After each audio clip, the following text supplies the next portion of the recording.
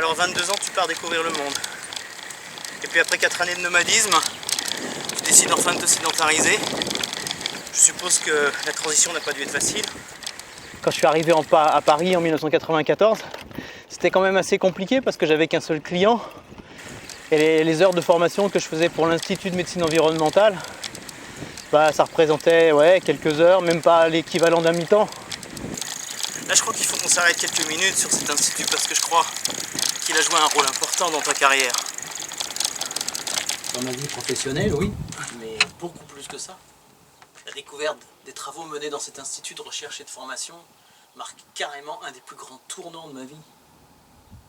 J'ai fait la rencontre de Jacques Fradin en 1989. Pendant quelques années, j'avais pas mal tourné autour du pot. Puis j'ai fini par m'engager à fond dans la formation. C'était incroyablement passionnant. Je baignais dans un environnement extrêmement stimulant sur le plan intellectuel. J'ai jamais été autant nourri intellectuellement.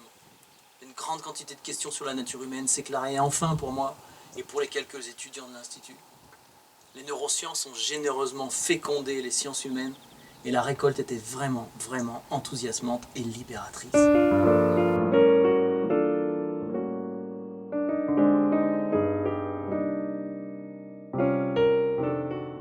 Tu as donc conjointement exercé 2 professions, psychothérapeute et formateur. J'avais 2 types très différents de clientèle, des particuliers en thérapie et puis des entreprises pour la formation. A contrario du loup dans la bergerie, j'étais plutôt une brebis dans la meute. Mais tenter d'humaniser le capitalisme, c'était un challenge curieux et motivant. Tenter de changer les choses de l'intérieur, c'était une perspective vraiment nouvelle pour moi.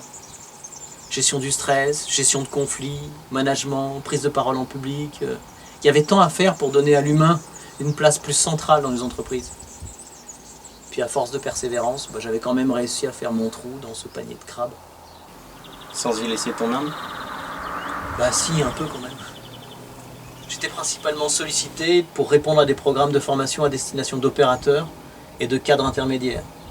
Au sein des entreprises où j'intervenais, pendant les dernières années d'exercice, j'avais tenté de convaincre les directions de travailler sur leur politique d'entreprise. Et cette démarche avait été éprouvante et assez infructueuse. Et si tu l'avais gagné, ce pari audacieux, est-ce que tu serais encore aujourd'hui consultant au service des entreprises? J'en doute. En tout cas, j'y serais resté plus longtemps, c'est sûr. Parce que ça aurait redonné du sens à mes actions. Et du sens, j'en percevais de moins en moins. J'en étais arrivé à une sensation pénible, mais très éclairante. Je me sentais comme un pompier au service d'entreprises pyromanes. Comme un pompier au service d'entreprises pyromanes.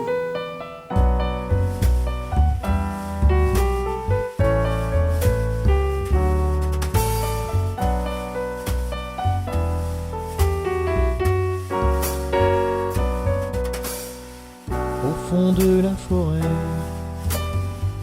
la faune est endormie. Seule veille la chouette effraie au milieu de la nuit.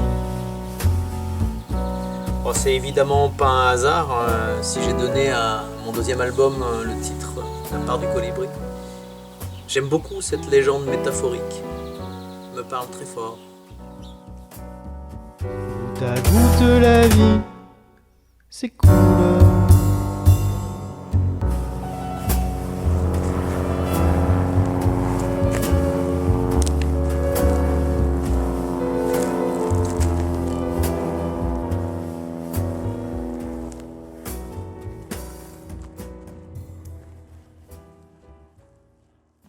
Éteindre un incendie, c'est un métier très noble.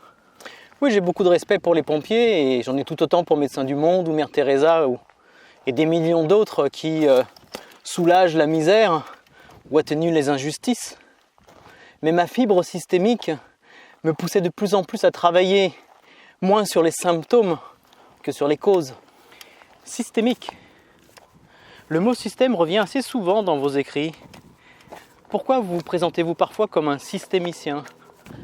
Parce que j'ai acquis cette conviction que tout problème doit être observé, étudié, traité, en prenant en considération la complexité des systèmes auxquels il appartient.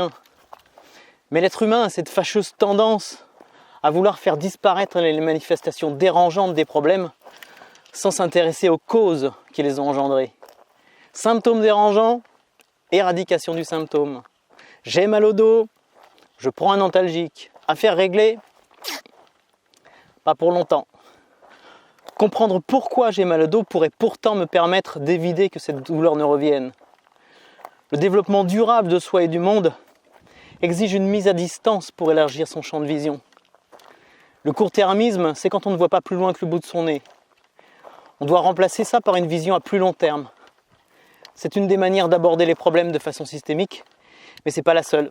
Et il ne faut pas confondre simplicité et simplisme, ni complexité et complication. Mais ça, c'est un travail de vulgarisateur. C'est ça, votre boulot. Je crois que mon rôle social consiste à rendre compréhensible au plus grand nombre des concepts qui touchent de près ou de loin au thème de la résilience. Résilience individuelle, résilience collective, résilience planétaire, ce qui fait effectivement de moi un vulgarisateur. Les sujets que j'aborde sont complexes et je dois les aborder d'une façon complexe, tout en veillant à ne jamais flirter avec l'élitisme. Ça, je ne sais pas si j'y parviens toujours, mais j'y travaille sans relâche. C'est complexe? Oui, presque compliqué, parfois.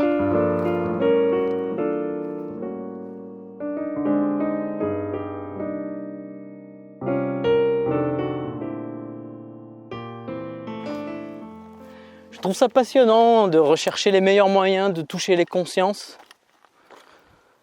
Dans des livres, on peut prendre le temps de s'expliquer, c'est assez confortable. Dans les conférences, c'est déjà un peu plus compliqué parce qu'il faut faire un bel effort de concision.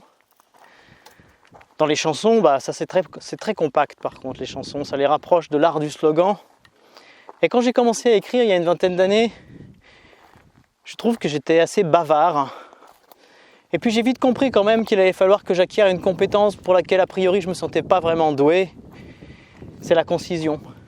Il ne faut donc pas que ce film soit trop long. Surtout pas. Mais j'ai tellement de choses à partager. Alors soyons concis. La concision, on peut la pousser un peu plus loin, notamment à travers une forme d'expression que je trouve particulièrement percutante. C'est l'aphorisme.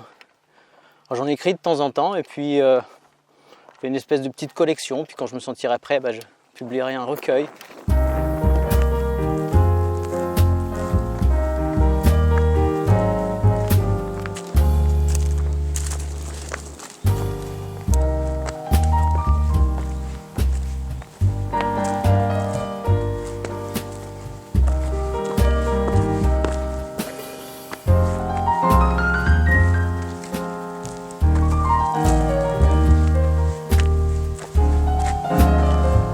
Nos centrales manquent de lumière, l'énergie nucléaire, Errare uranium est.